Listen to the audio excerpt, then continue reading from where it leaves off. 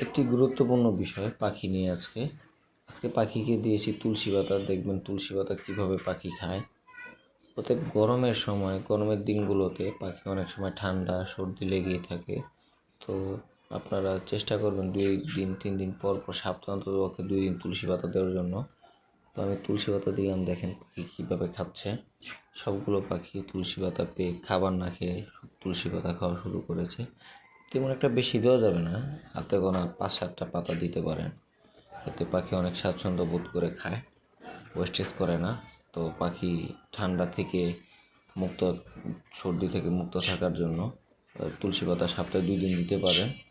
আর আমি পাখিকে নিয়মিত তুলসী পাতা দিই সপ্তাহে 2 দিন।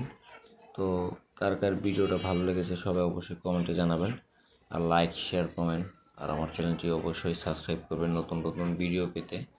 আর আমি পাখির অনেক অনেক ভিডিও দিয়ে থাকি গুরুত্বপূর্ণ।